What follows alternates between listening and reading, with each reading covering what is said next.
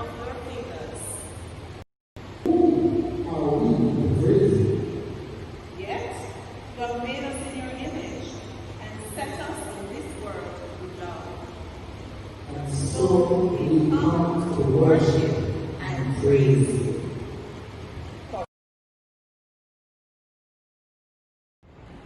I was glad when they said unto me, let us go in the house of the Lord. Indeed, my brothers and sisters, we are in the house of the Lord, and it's a wonderful feeling.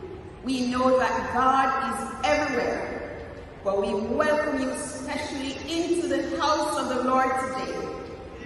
God's Spirit is with us, and we know that you will receive that blessing. So open your hearts to Him and receive Him this day. God bless you. Welcome. Let us join in the opening hymn of praise. All hail the power.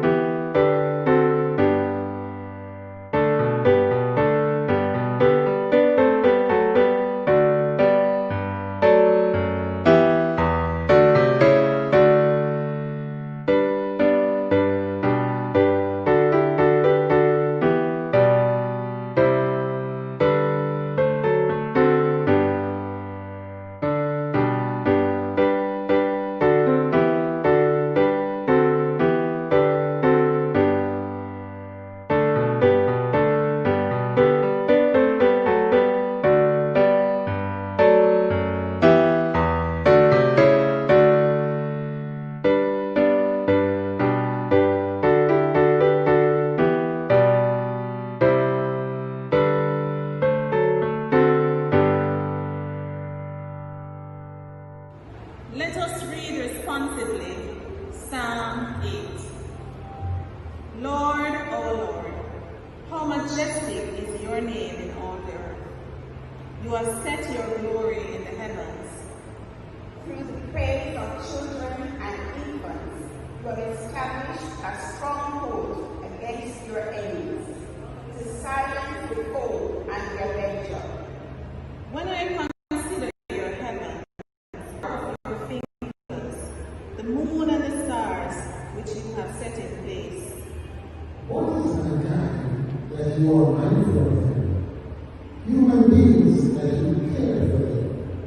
You have made them a little lower than the angels, and crowned them with glory and honor. You made them rulers over the works of your hands, and put everything under their feet. All flocks and herds, and the animals of the wild. The birds in the sky, and the fish in the sea, all that swim the parts of the seas. Lord, our Lord, how majestic is your name in all the earth. Glory be to the Father, and to the Son, and to the Holy Spirit, as it was in the beginning, is now, and ever shall be, world without end. Amen. We honor and glorify you, O God, because of your continued love and compassion towards us.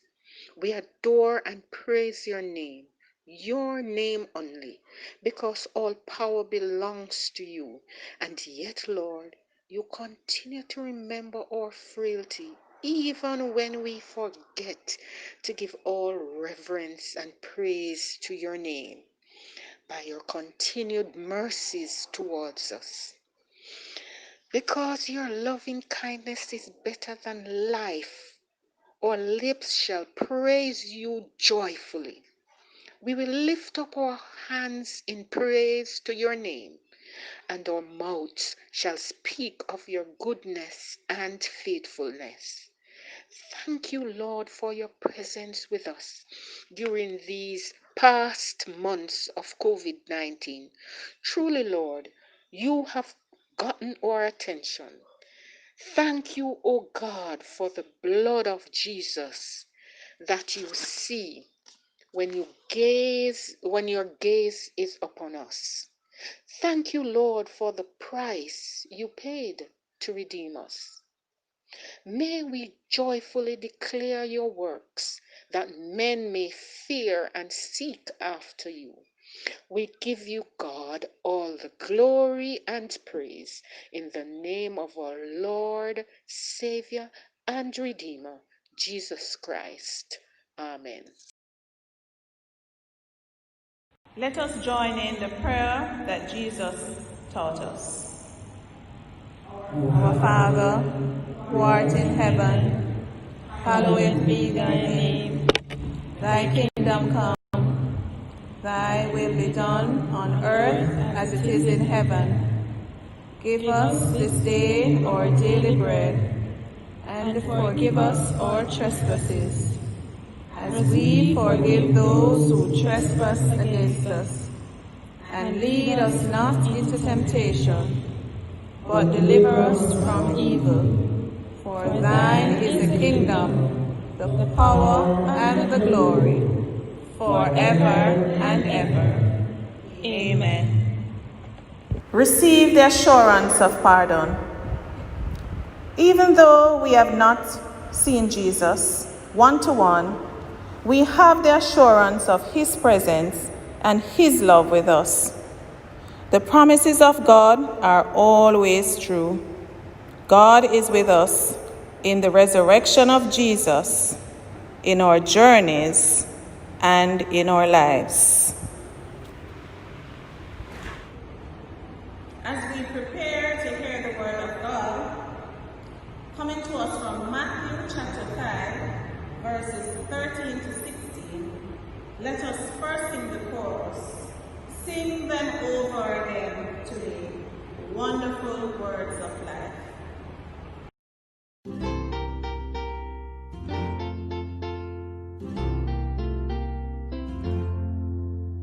Sing them over again to me, wonderful words of life. Let me more of their beauty see, wonderful words of life. Words of life and beauty, teach me faith and duty. Beautiful words, wonderful words, wonderful words of life. Beautiful words, wonderful words, wonderful words of life. Christ the Blessed One gives to all wonderful words of life. Sinner listen to the loving call, wonderful words of life. Oh, so freely given, moving us to heaven. Beautiful words, wonderful words, wonderful words of life. Beautiful words, wonderful words, wonderful words of life. Words of life and beauty, teach me faith and duty. Beautiful words.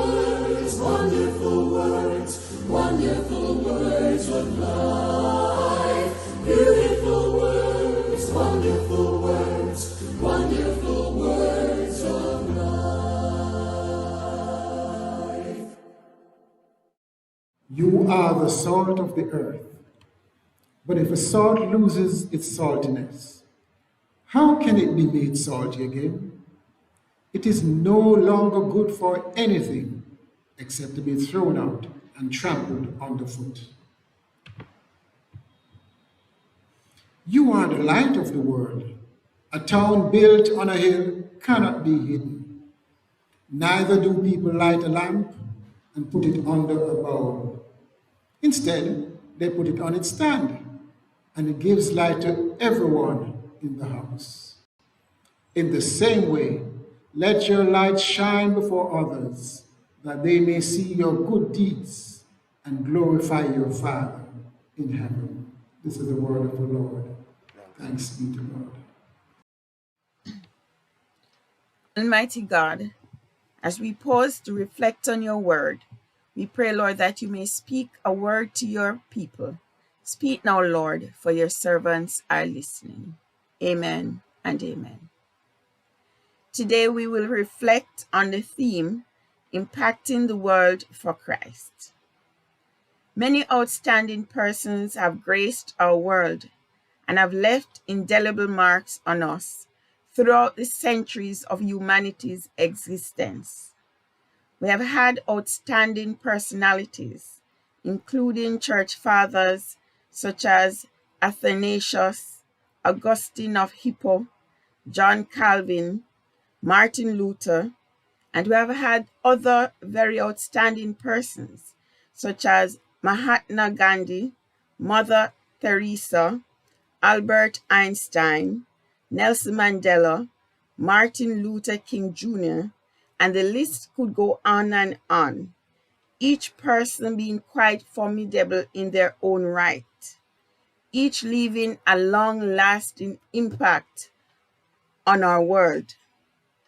And whilst their impact cannot be denied, there is one person whose impact cannot be compared. In fact, his impact over these centuries has grown and continues to grow. A word that might be able to begin to describe this impact is immeasurable. His impact can never be measured because it is indeed innumerable. The impact that Christ Jesus has had on our world is indeterminable. Many have tried to downplay his impact, but it has just blossomed and grown even more. Hallelujah. Jesus invited his first disciples to join him in impacting the world. In St. Matthew's Gospel, chapter 5, 13 to 16, Jesus made clear the kind of impact he expected his disciples to have in our world. Jesus described them as the salt of the earth. In his own words, he said, "You are the salt of the earth. But if the salt loses its saltiness, how can it be made salty again? It is no longer good for anything except to be thrown out and trampled underfoot." My brothers and sisters, when was the last time that you cooked a pot of white rice and forgot to put salt in it? And how did that taste? Bland? Insipid? Gross? Awful? That's because salt is a very important ingredient. It has many roles in our day-to-day lives. For one, salt acts as a flavoring agent. Just a dash of salt in a meat dish can transform it from being that bland, tasteless matter into an appetizing dish. The presence of salt is quite distinctive. Whilst we may often take its presence for granted, when it's missing from a place where it ought to be, its absence is very pronounced and cannot be missed. My brothers and sisters, this is how God wants us as Christians to be and to act.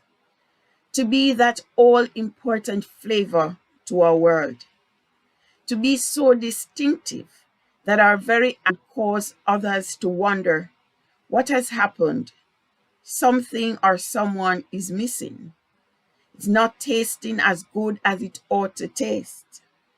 The world must be able to distinguish our distinctive flavor of God's precepts in our lives.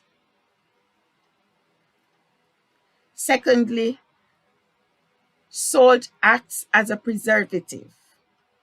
In the earlier days, before refrigeration existed, the use of salt to preserve meats and other products was quite common. Its use as a preservative is still very common today. Jesus describes us as the salt of the world. As salt, we have a role in the preservation of God's creation. In Genesis chapter 1, verse 31, God saw all that he had made, and it was very good. And there was evening and there was morning, the sixth day. When God created the heavens and the earth, including human beings, God saw that it was indeed good. As Christian believers who are called to be the salt of the world, God wants us to work at preserving that which is good in his word. As the salt of the world, we must be careful never to lose our saltiness. The physical salt is effective as a preservative when it is placed in contact with meat or fish. To be effective Christians, we must be willing to share Christ with those whom we come in contact with. To be effective salt, we must ensure that we are at all times in contact with our greatest source, who is Jesus Christ, our Lord. Hallelujah. Jesus called his disciples the salt of the world, but he also said, "You are the light of the world." A town built on a hill cannot be hidden. Neither do people light a lamp and put it under a bowl. Instead, they put it on its stand, and it gives light to everyone in the house. In the same way, let your light shine before others, that they may see your good deeds and glorify your Father in heaven. Like those first disciples, we too are called to be not only the salt of the earth, but also to be the light of the world. Light is the opposite of darkness, and so light dispels darkness. For the two cannot walk. As Christ's representatives, we are called to reflect the light of Christ in this dark world of sin. God's light brings hope to those who are hopeless and deliverance to those who are bound. Jesus challenged his disciples to let their light shine. If we are truly the light of the world, then it is only as we allow our light to shine that the darkness can be dispelled. If we are truly the light of the world, it is only by allowing our light to shine that others will be able to see Christ in and through us, and thus come to glorify our Father in heaven. My brothers and sisters, a challenge has been issued in today's theme. We are each challenged to impact the world for Christ. To impact the world simply means reaching one person at a time. The question is, are we willing to take the steps necessary to impact the world for Christ? In the name of the Father, and of the Son, and of the Holy Spirit. Amen and amen.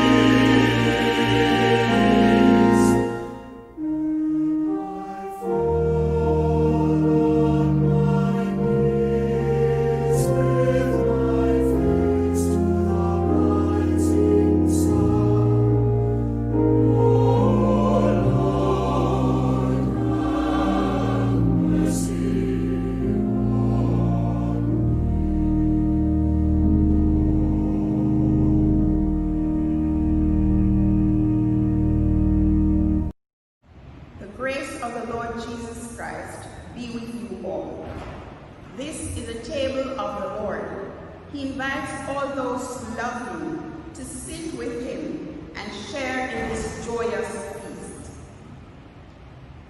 We are here because Jesus has invited us. When Jesus was on earth, he often enjoyed meals with his friends.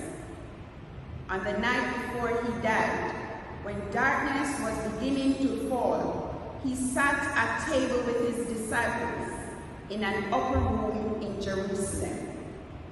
At this Last Supper, he broke bread and took wine, and told his disciples to remember him by following his example.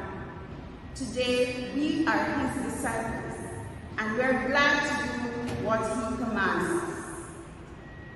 As the Lord Jesus took bread, I take this bread and wine to be set apart for this holy use.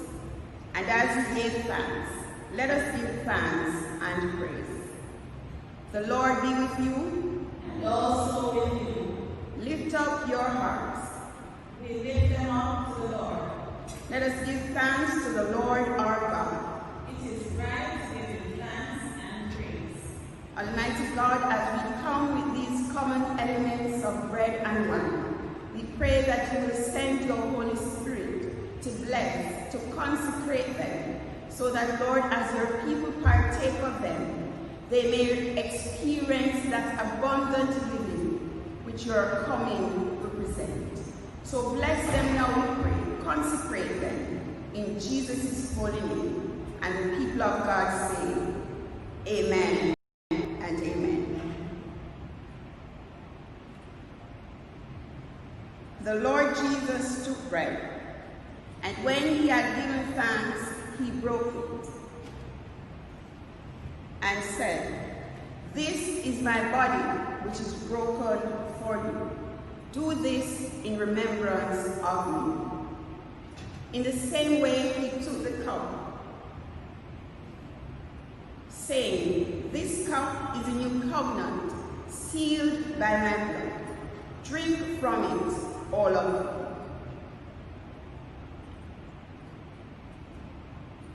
The body and blood of our Lord Jesus Christ, broken and shed for our forgiveness. Let us eat all of it and give thanks.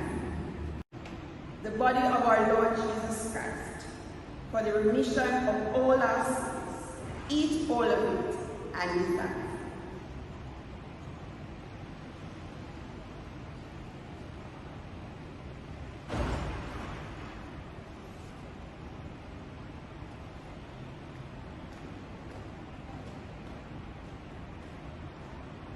So too, this cup represents the blood of our Lord Jesus Christ, shed on Calvary's cross for the remission of all our sins. Let us drink all of it and give thanks.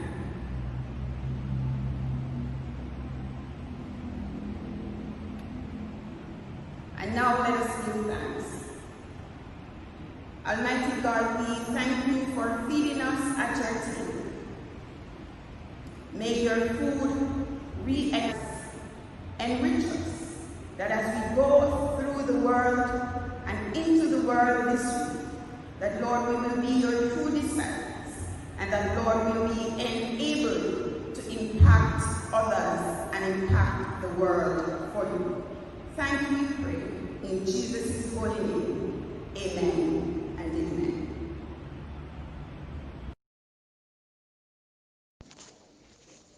Dear Lord, as I come before you this morning, interceding on behalf of my fellow brothers and sisters, I want to offer you all the honor, glory, and praise to you, our sovereign Lord. There is no other name like yours, and no other name we can call on. You are everything to us: healer, counselor, provider, Father, and friend. As we approach you this morning, I ask that you listen to our hearts. Hear the burdens that have been weighing us down and help to alleviate them. Forgive us, Father, that we are doubters of your word. we worry, we panic, and these actions push us to be a little more selfish as we try to preserve ourselves and those closest to us. Help us to remember that you are the ultimate and you are in control at all times, regardless of what our eyes are seeing and what our minds tell us. Lord, for those of us who are struggling to be true believers, help us.